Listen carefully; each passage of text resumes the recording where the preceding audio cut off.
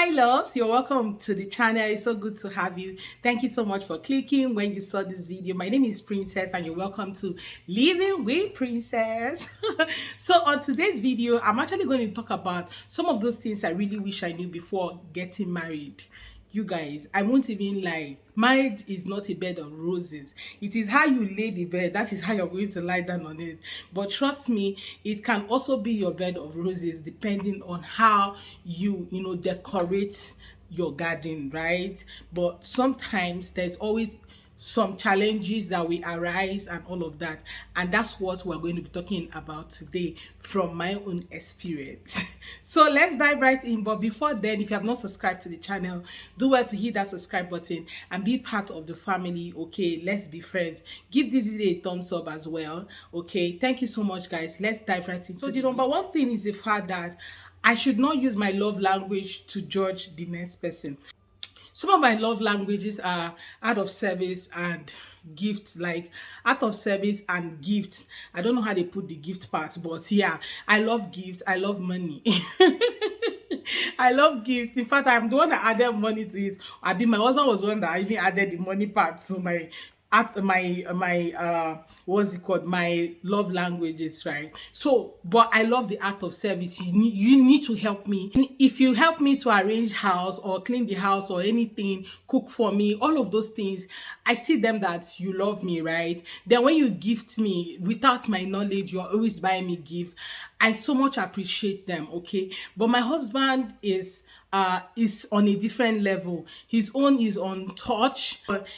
Somebody that just loves to touch. He wants to hug. He wants to all of those things all together. That's my husband. In as much as he also loves act of service, but he's somebody that can actually do most of his things by himself. Okay, it's not like me that I love to send message. Please let me do this one. Please let me do this one. So he's not like me. Okay, he loves to do his things by himself. But when it comes to really touching, having time for each other, all of those things, my husband loved them so much. And I've learned about love languages while with my mentor, okay, because my church at the time, as a single lady, they usually discuss all of these things about relationship, marriage, and all of that. So I've learned some of those things, but I didn't know that I should not compare mine to this person's own, and I should always open up or should always give in to this person's want. Okay, I'm somebody that I do not love all the whole touching body thing. I'm not that person. I don't like having time. Like, I just want to have my quiet time. All right, I want to do my things at my own time, and yeah, that's me. I'm not somebody that so much love the touching thing. I'm not someone that so much love being together. But my husband loves all of those things. Okay, and sometimes I think he has also discussed with me sometimes that I don't like how you don't always love for us to talk. You don't want to always sit around or anything. Like, he just gave me like a summary of some of the things he didn't like, and it actually had a ripple effect in our marriage, at especially our first year and second year of marriage. That was the most toughest time of our marriage, trying to understand each other, learning each other, and all of those things. We had mentors who were always there to educate us, but trust me, it was not also easy, because some of these things you hear from this person, and compromise was actually a problem. Especially coming from my own side, my husband was ready to compromise, but I wasn't. Okay, now being a first daughter, I actually had issues with a lot of things. I had 3 siblings, right? I have always been somebody who sends people, oh, help me do this, oh, do this one for me. So when my husband came into my life, he found out that, man, you can't be sending me as if I am your boy. And sometimes when he talks about them, I'll be like, I don't understand. This thing is normal thing. Okay, so he gradually started sitting me down and started telling me, you know what, this whole thing, I understand the fact that you've been a first daughter all your life and you've had siblings that you have to command sort of, or tell them what to do, but you can't tell me what to do in my own life. Okay, at every point in time you want something to happen in this way every time. Okay, so I've always been that person. Okay, now another thing is that our characters are very different, right? Very, very different. I'm someone who is very quick to action. Anything, if I get hold of what I want to do, I go ahead and do them. I don't want to consult. I'm not someone, I take risk without, sometimes I don't calculate them. But my husband takes calculated risk. Before he would take any risk, he has to calculate it, look at it. Are there some times where I'm wrong? Yes. Are there some times when he's wrong? Yes. Some days I fall victim of my actions. Okay, but one of the things I've noticed is that my husband does not use it to judge me, but trust me, people, you see that first 2 years when my husband make a decision and at the end of the day that decision flops, hey, the whole world is going to hear about our story. Like, I'm going to talk, I will talk about it. I will want it to stand his ear that why will we make this kind of decision, like, you know, this kind of thing. I'm someone who wants to talk about it, like, you were wrong. But I think also the age difference was there. Okay, he is 10 years older than me, so he finds a way to always accommodate my excesses, sort of. Okay. But trust me, I'm somebody that will always put in your face that you are wrong. Now, the third thing actually that we also I also had to compromise or learn during this period is the fact that there are some things that are better left unsaid. But not, princess, I don't leave things unsaid. I talk about things. When things happen like this, I want to talk about it, right? So my husband is somebody that when something happened, he would just want to, maybe he offended me, he would just like, babe, what's up now?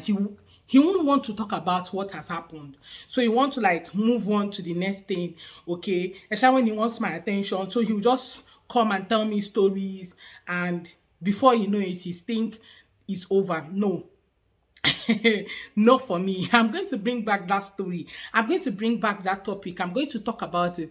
And I'll tell him, you know what? You cannot tell me how to express myself, okay? Or how to deal with the emotional whatever that you've cost me, okay, when we had this issue. So let's talk about it and see who was wrong. Especially when I'm wrong and when I'm right. Hey, when I'm right, I want to talk about it. I really want to talk about it. Like, you guys, see, I want to talk about it. I don't want to leave any stone unturned. Everything has to be said. Everything has to be written down and be spelled. I'm also like, we don't have to talk about everything. Like, can't we just move on and say, no, we can't just move on. We have to talk about what has happened and why did it happen? What are the things we have to do for it not to happen again? Please let me know in the comment section if I'm the only one who is in these shoes, especially in your first year and second year of marriage, because this was when we had the same issues, okay?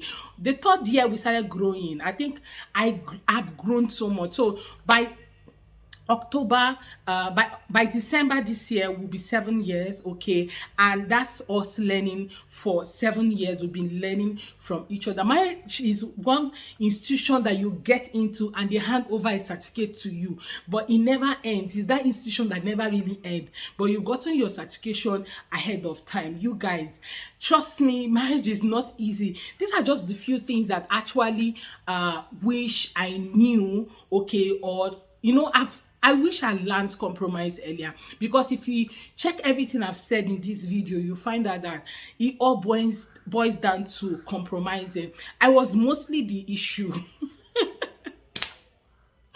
Okay. I won't take him out entirely. He had his own fault, okay? But most of the time, I was always the one who doesn't want to compromise. I don't want to shift my stand. I want to stand here. It has to be like this. It has to be like this. It is black. It is black. It cannot be white, okay? So he tries as much as possible to make me understand that this whole marriage thing is about compromise, but I wasn't getting it. I think one day my mentor had to sit me down and tell me that, you know what, you need to learn how to compromise. I was once like you. I'm also a first child. Like, she tried to educate me, but you guys, I wasn't just getting it, okay? But yeah, that was just it. Let me know what your thoughts are and what you have also experienced in your first, second year of marriage. How was it? If you're a lady, a man, whatever, drop your comment in the comment section. I want to hear your thoughts, okay? How was your early years of marriage? yeah, this is me just sitting down, reflecting, and seeing that I did some things that, I wish I knew, okay, how to compromise those days. Maybe things would have been a bit better for us that period. Okay, I wish I had listened more. I wish I had not talked more. Okay, yeah. But share your thoughts with me in the comments.